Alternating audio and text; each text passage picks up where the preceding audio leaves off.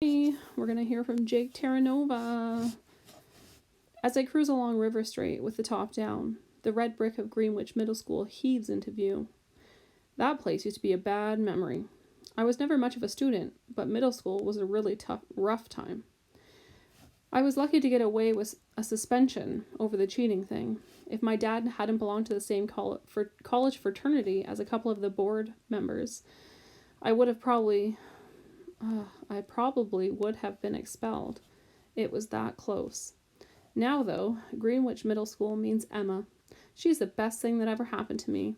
Just the thought that she's somewhere inside that building puts a smile on my face. The smile disappears when I recognize the figure standing at the entrance to the driveway, glancing impatiently at his watch. Mr. Kermit, my old teacher. The man who has every reason to drink from the haterade, where I'm concerned. Back in 7th grade, I was so happy not to be expelled that there wasn't another thought in my head. It never crossed my mind that the episode might cause problems for my teacher. Why would it? Mr. Kermit was completely innocent. Who knew that better than the guy who was completely guilty? But that's only half of it. According to Emma, Mr. Kermit's life crashed after that. His reputation was shot, his engagement to Emma's mom fell apart, and he totally got burned out professionally. Honestly, I had no clue until Emma showed me the article about the vuvuzelas. The fact that the scandal still sticks to Mr. Kermit after all these years is nuts. Not that I ever had the power to change anything. I was a middle school kid in big trouble. I followed my parents' instructions to the letter. Basically, shut up and keep your nose clean. Now that I know the extent of it, I'd do anything to make things right. The problem is, it's too late. Sure, Mr. Kermit's letting me help his class of the Unteachables, and I'm getting along great with the kids, but for the teacher himself, no dice. I checked the clock on my Porsche's high-tech dashboard. It's only 2 p.m. Why isn't Mr. Kermit in school? I pull alongside him and wave. Mr. Kermit scowls at me with what Mateo calls the Squidward Grinch face. That kid's pretty weird, but he's usually spot on. He's nicknamed me Han Solo because both of us are lovable scoundrels. Maybe I walked away from the cheating scandal with a slap on the wrist, but lately it's come back to haunt me in all sorts of ways. Everything okay, Mr. Kermit? I ask. My taxi's late. Right, his car is in the shop. I volunteered to fix it at no charge, but he wasn't having any of that. To say he's stubborn as a mule is an insult to the mules. Hop in, I invite. I'll give you a ride, wherever you need to go. No, thanks, he replies formally. I've been waiting for a taxi for 40 minutes. It'll be here any second. It's not coming, I persist. Did you try Uber? He looks blank. I remember that Mr. Kermit has a flip phone that's probably as old as his car. There are smartphones and dumb phones. His is a rock. I unlock the passenger door. Mr. Kermit, please, let me give you a lift. When he reluctantly gets in and announces his destination, I nearly choke. He's going to pick up his car from Kingston Auto Works. Are you serious? You took your car 50 miles out of town just to avoid my offer to fix it for free? The response is a heavy dose of the Squidward Grinch face. I don't want to owe you anything. You wouldn't owe me anything. I'm practically whining. I would have been happy to do it. He's sarcastic. Well, so long as you're happy. That's not what I mean. I enjoy doing favors for friends. Mr. Kermit doesn't like that, so I adjust my word choice. For people I know. You used to be my teacher. I remember. This is it. My chance to clear the air and apologize. But as soon as this thought pops in my head, I know he won't let me. Better to shut up about it. Maybe as the two of us spend some more time together, I'll get another chance. And maybe the moon will fall out of the sky. When the Porsche reaches Kingston Auto Works, Mr. Kermit takes out his wallet and tries to pay me for the gas. When I won't accept it, he stuffs a $20 bill in the glove compartment and gets out, not bothering to say thank you. I get out too, and I receive a generous helping of Squidward Grinch face. I can handle it from here, he assures me. I'm going with you, I insist. I don't want you to get ripped off. These guys are crooks. Including you? Mr. Kermit inquires, innocently. I run a totally honest shop, but still, I feel my cheeks flush. An old clunker like yours, the parts probably have to come from a third world country. Who knows what they'll try to charge you for them?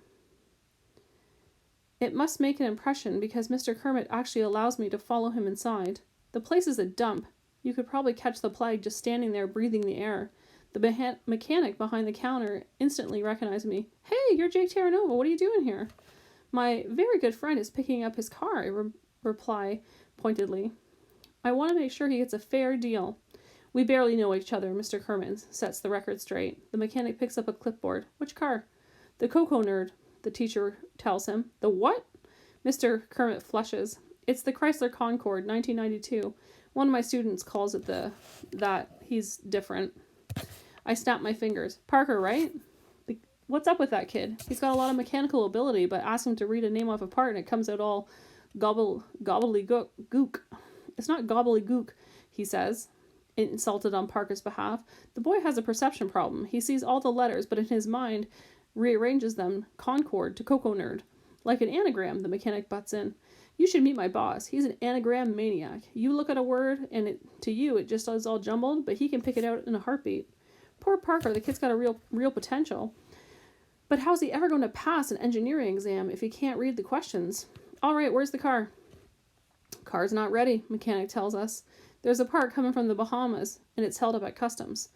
Instead of getting mad, Mr. Kermit acts like he's completely in a different world. "Anagrams," he repeats slowly. He grabs my arm. "Let's go." "You have to stick up for yourself," I say sternly. I turn to the mechanic. "Is this what you call service? If I ran my shop this way, I'd be out of business in a week. How's that part coming from the Bahamas? By manatee?" "It doesn't matter," Mr. Kermit insists. "Take me to the bookstore." "The bookstore? You don't need books. You need wheels." Back in the Porsche, she explains all this is about. Parker's mind turns text into anagrams. "Yeah, so? So anagrams are something you can be good at, like any other puzzle." I stare at him. "Solving anagrams can teach you to read." Mr. Kermit shakes his head. "Of course not. Parker needs a reading specialist. If I was half a teacher, I would have gotten him weeks ago." I'm confused. So where do the anagrams fit in?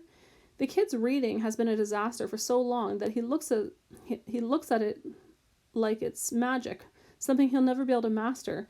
But solving anagrams will show him that it can be done. So when I get him the help he needs, he'll believe it. And it can work. "Can you get him the help he needs?" I ask. "The district has reading specialists," he explains.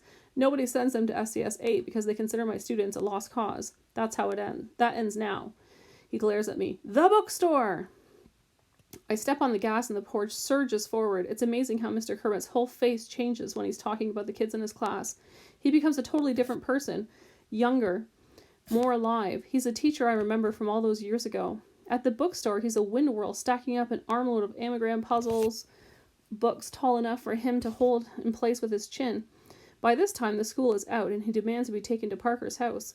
"Can't you just wait to see him tomorrow morning?" I want to strike while the iron is hot. The Elias family lives just outside the Greenwich city limits on a small farm that was designed to keep sports cars out. The long driveway is really just a pair of ruts worn in unpaved ground by vehicles much higher and wider than Porsches.